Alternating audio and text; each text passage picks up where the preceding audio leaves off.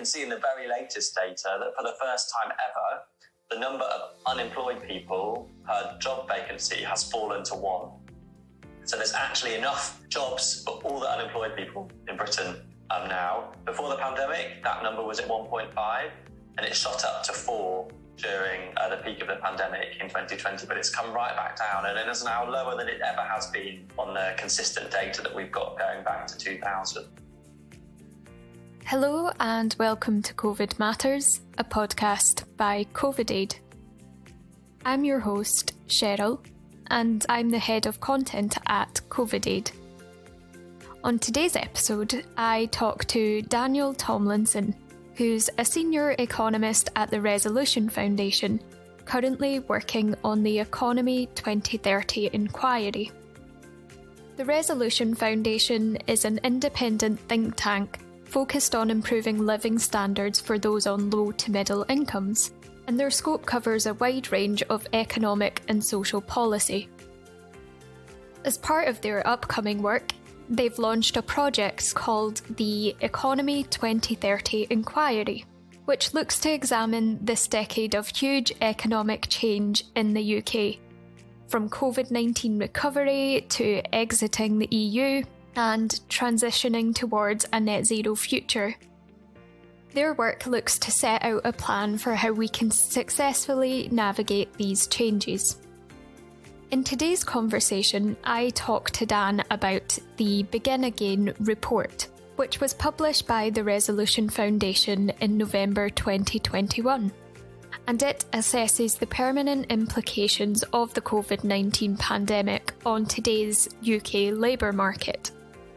We talk about things like changes to our working behaviours as a result of the pandemic, and how these changes might impact smaller businesses, how to support people out of work due to long COVID or poor health, and what a successful policy for today's job market might look like. I work at the Resolution Foundation, and our think tank is focused on the living standards of families in the UK on low to middle incomes. And I think we're proud of some of the work that we've done during the pandemic. So we were one of the first people to call for the furlough scheme. We wrote the think tank paper that suggested the government would need to do something to protect workers and firms from the big economic hit that the pandemic was about to bring, back when everything was all really unclear in February and March 2020. And then over the past 2 years, we've been tracking what's been happening to people who've been furloughed, what's been happening to the labour market more generally and to the economy as well. And now we are moving into a new phase of our work where, as part of a big project which is called the Economy 2030 Inquiry, we are thinking about COVID in the context of the other really big changes that are buffeting the UK economy. So yes, there's the long-term impact of the pandemic, which we'll focus on in our discussions today, but we think that policymakers need to think about that alongside the fact that the economy has to go through a transition to be low carbon and eventually zero carbon by 2050, and that needs to accelerate in the 2020s. And then also, particularly for our businesses and people that work in businesses that trade with other countries, the impact of Brexit is going to really shake things up for them as well. And so we're thinking about all of those things in the round and what they mean for the country and what they mean for how we might try and get growth back as an economy, because we haven't had much of that for too long now. So these are huge topics that will impact us as a country. And today, our focus, in order to kind of narrow down your work, we'll be talking about a report called the Begin Again report. This report, as I'm sure you'll know, it was published in November of last year, so 2021, and it kind of looks at the implications of the pandemic on the labour market. So to begin with, how did the labour market fare during the first year of the pandemic? The labour market fared well, actually, given the size of the economic shock. So we'll all remember just how drastic what happened in March 2020 was, and it was repeated to a lesser but still really significant extent later on in the year with the further lockdowns. Given the size of that economic hit, you would have expected many firms to go under, many people to be let go from their employment, and people who were leaving education or wanting to join the labour market finding it really difficult to get a job because the economy was being totally gutted But the government stepped in, as it was right for them to do, and as I say, as we called for as well, with some schemes to protect the self-employed, which did have some problems in terms of coverage, and self-employed who were maybe new in the role weren't able to get the support that those who've been self-employed for longer were. But the big intervention was the furlough scheme, where millions of people were furloughed over the course of the pandemic, maybe a third of the labour market or thereabouts, and that really made a difference in keeping unemployment pretty low. Actually, it peaked at 5%. Many people thought it would peak much higher, and it would have certainly done without the interventions that the government provided. And actually the rise in people moving out of the labour market altogether. So when we think of the jobs market, it's important to be clear what we're talking about. So there's the people who are in work, there's the people who are unemployed, so they're not working, but they're actively looking for work.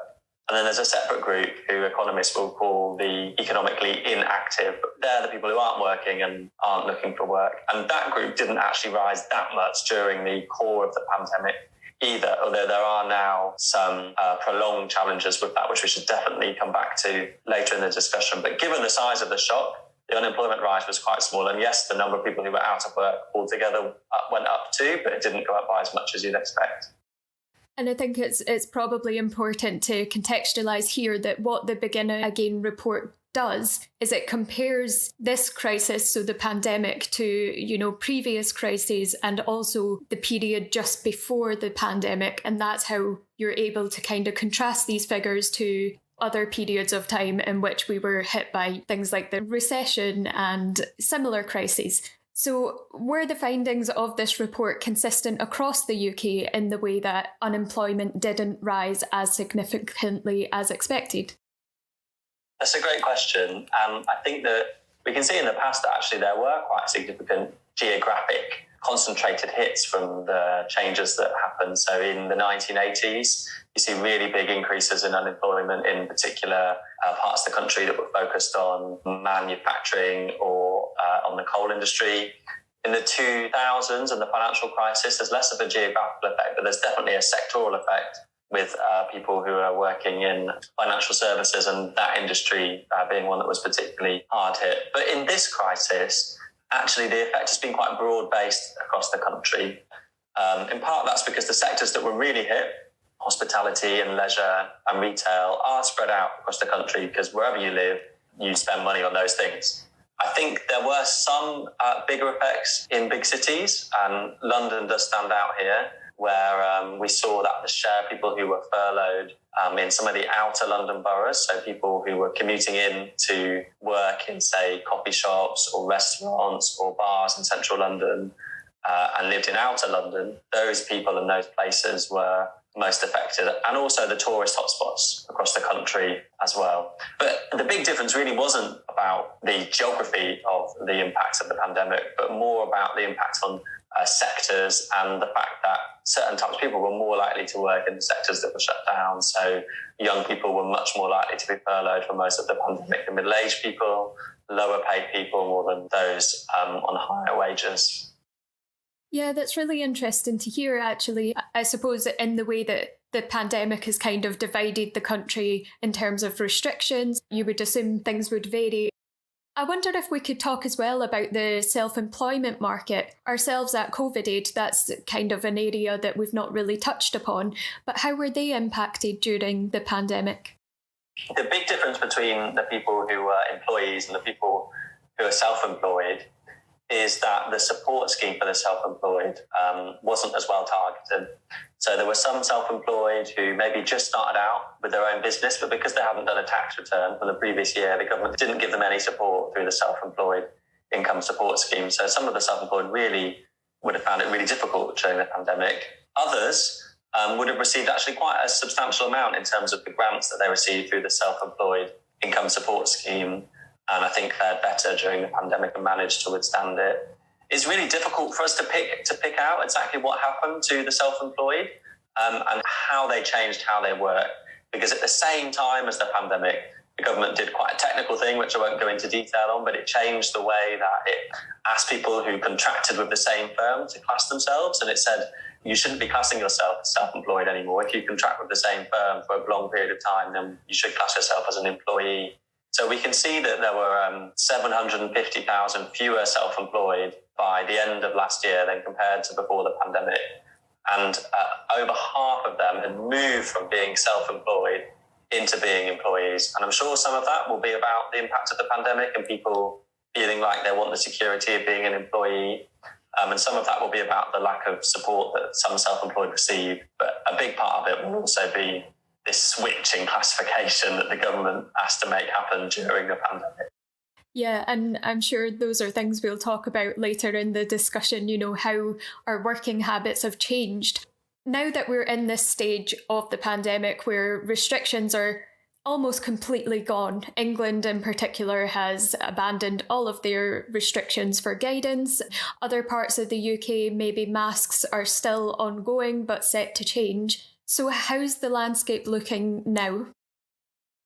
I think that there is quite a lot of good news when you think about where we could have been. So there are still some really big challenges which we should talk about. But the big picture is that unemployment in the UK is really quite low now. It's pretty much back at its record lows, which, when we were facing those lockdowns, we just would not have expected.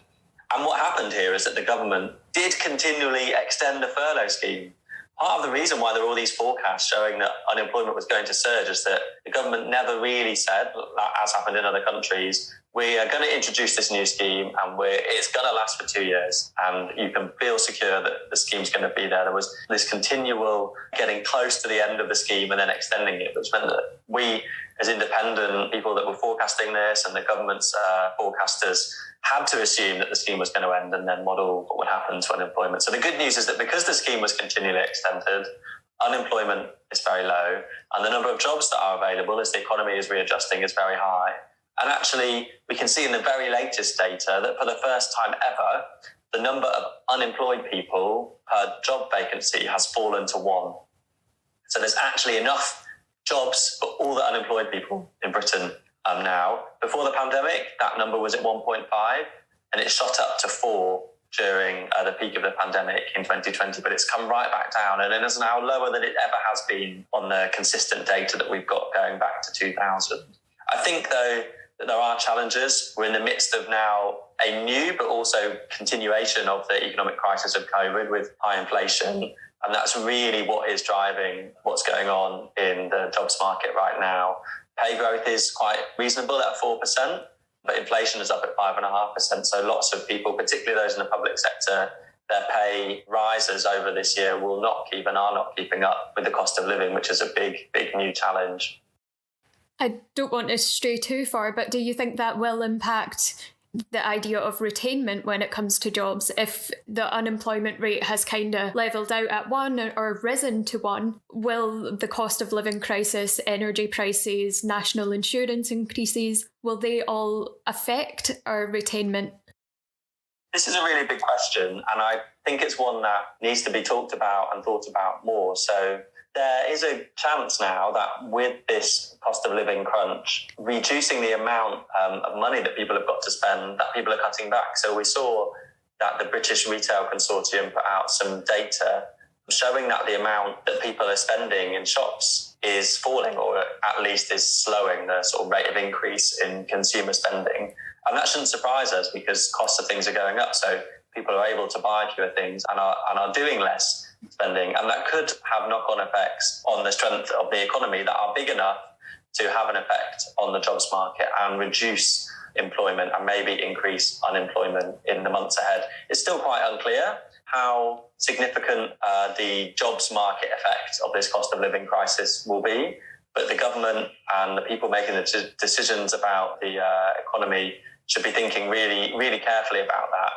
And in general, we know that when household incomes are supported, that supports the economy. And at the moment, not enough is being done to support household incomes, which could have a negative effect on the economy and on employment.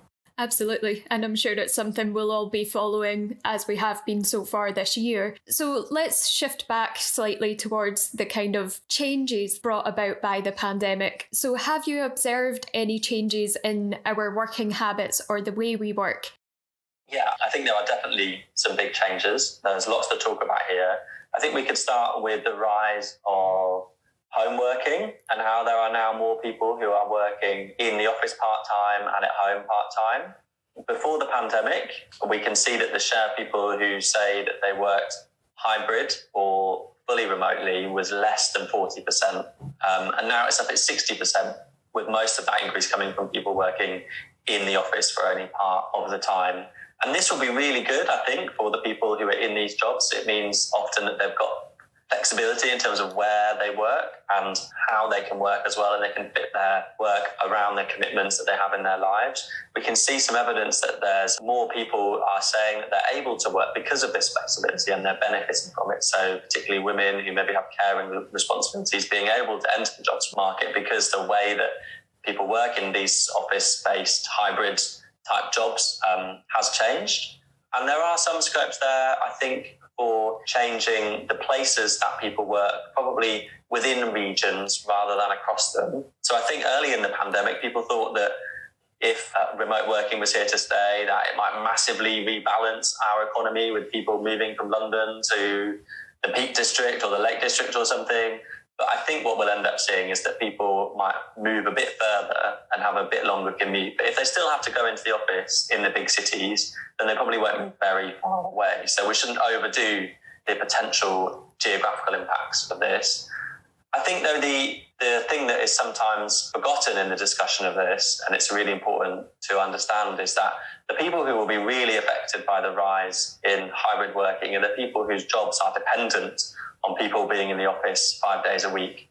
So if you're the person that works in a coffee shop or the restaurant or the place where people might go during or after work, you might be a hairdresser that has your business in the middle of a big city that people used to go and get their hair cut on their lunch break, but now they're not in as much, so they found one near home. These people are the people who will be more likely to be affected in a negative way by the rise in home working. And that might change the way some of our big cities work as well. But this is all still to play out, and it's something we must keep following closely in the months ahead.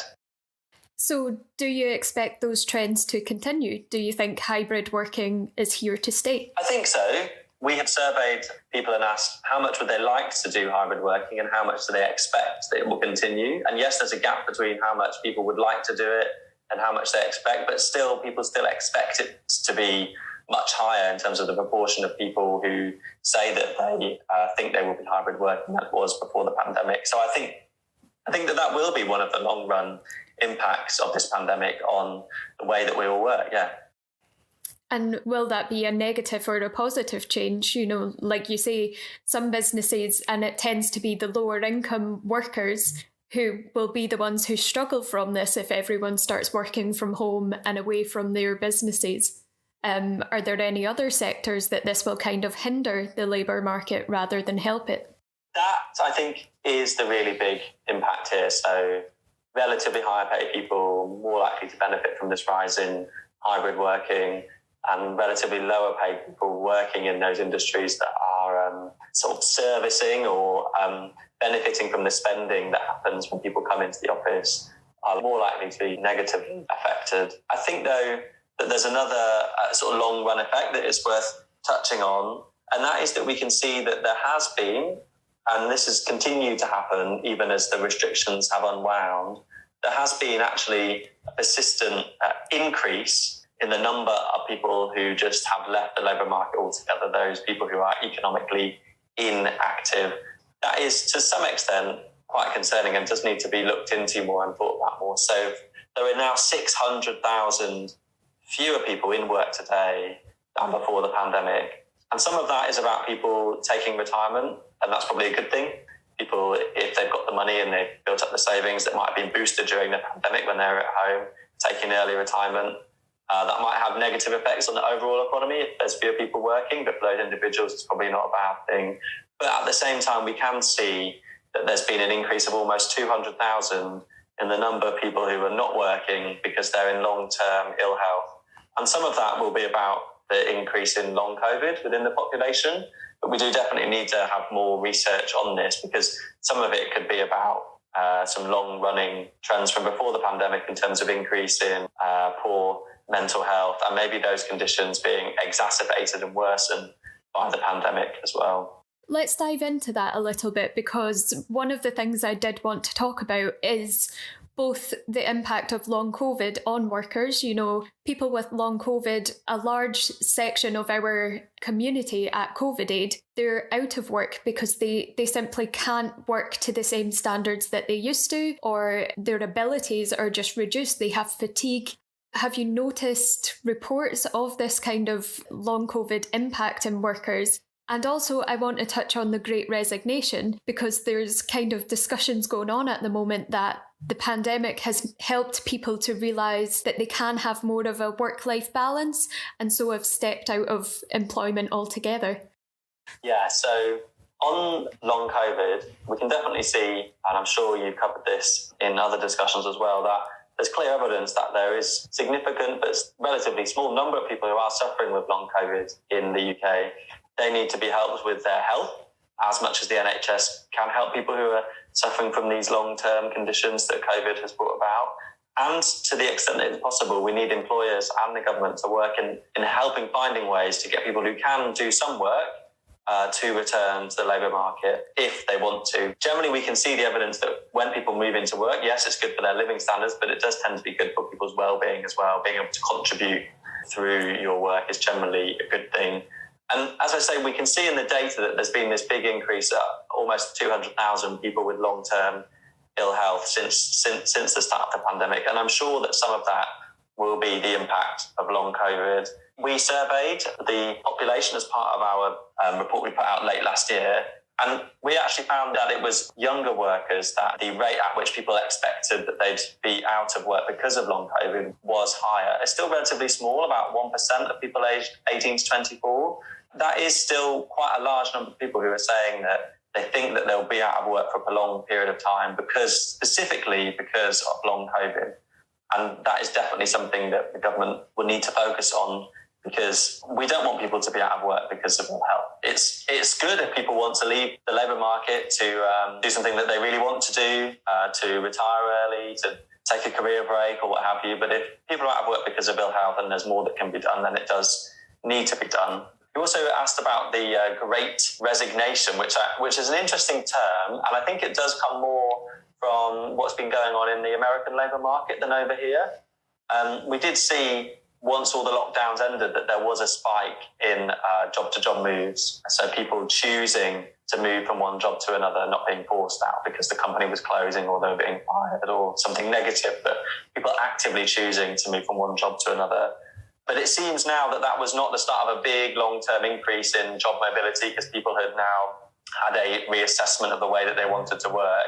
It looks more likely now that that was just a product of there not being that many moves during the pandemic, and then that pent-up demand sort of finally being able to be released, and people felt more secure and able to move jobs because the pandemic was beginning to move into the rearview mirror. Because actually job-to-job moves, those sort of voluntary moves where people actively choose to switch from one job to another, have now fallen back again and are still below the levels that they were before the financial crisis. And this is one of the things that we've been thinking about as part of our Economy 2030 inquiry, is that actually people think that Britain is an economy where there's lots of people moving from job to job, from place to place. We've got a really dynamic economy.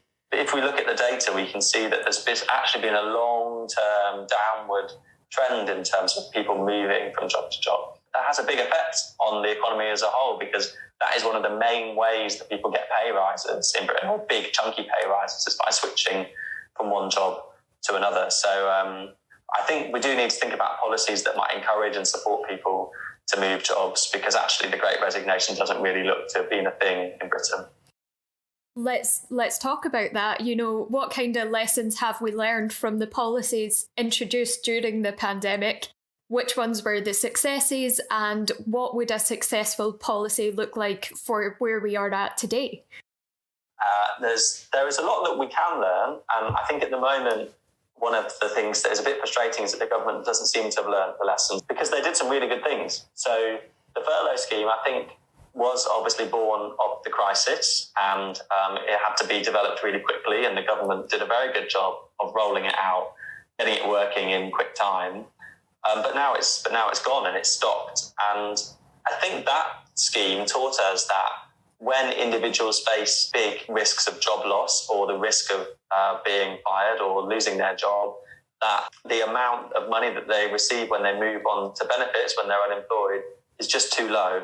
And I think by implementing the furlough scheme, in part the government was saying that they knew that that was the case and that when people moved into unemployment, the amount of benefit that they received was too low. And we can see this in the data. So for someone on the average wage, the UK has one of the lowest replacement rates, is what we call it. So the average wage compared to the benefits that you receive, that's about 40% in Britain. So your incomes would fall by 60% down to this amount, which is significantly lower than in many other advanced economies and much lower than the average across the OECD as a whole. So when people move from being in work to being unemployed, there's a big living standards hit, which was somewhat helped by the furlough scheme, but is now just gone, and that big living standards hit is still there for people. So policies that change that would be good.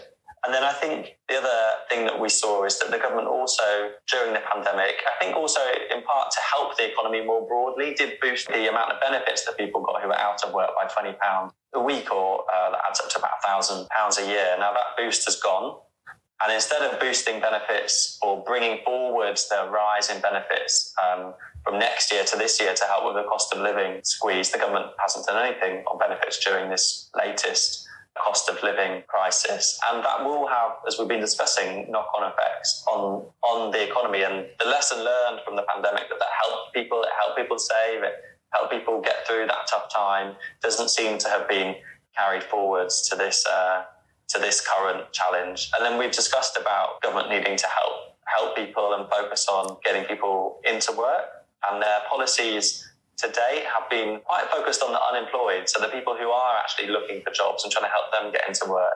But I think that we need a bigger focus on the people who aren't even looking for work, who aren't coming into the job centre, and who are instead, for a range of reasons, just sitting out of the labour market. And we want to help those people, some of whom will be suffering from long-term ill health, to find a way to begin to move back into employment if they can and if they want to.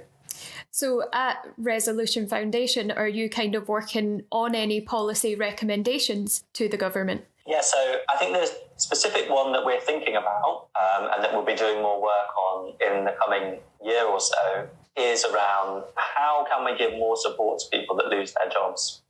Because say, for example, in France and Germany and other advanced economies, when you lose your job, the amount of benefit you get is tied for a time, maybe for 6 months, maybe for a year, to the earnings that you had in your previous job.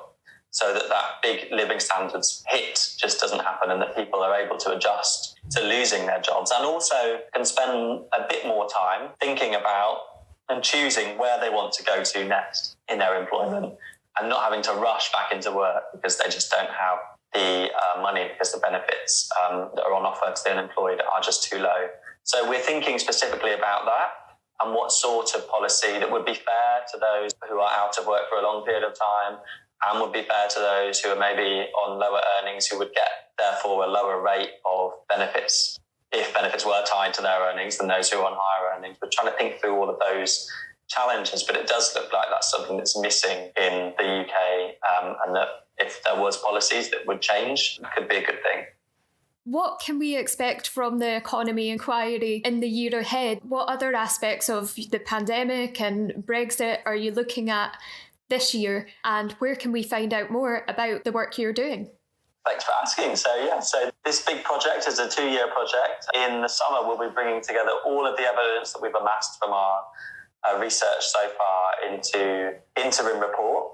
And we've still got some more papers to do before we publish that. So on COVID in particular, you can look out for a paper that will look at the geographic and the business impacts of the pandemic. So have firms, for example, ran down their assets? Have individuals been able to move, or have places been affected differently by the pandemic? We'll be looking at that. And then over the year to come, so from this summer till summer 2023, we're going to be drilling down into those specific policies that we think are needed to help the country get through all these big shocks, and also to find a way forward that means that we don't just lurch from one crisis to another without having a coherent plan.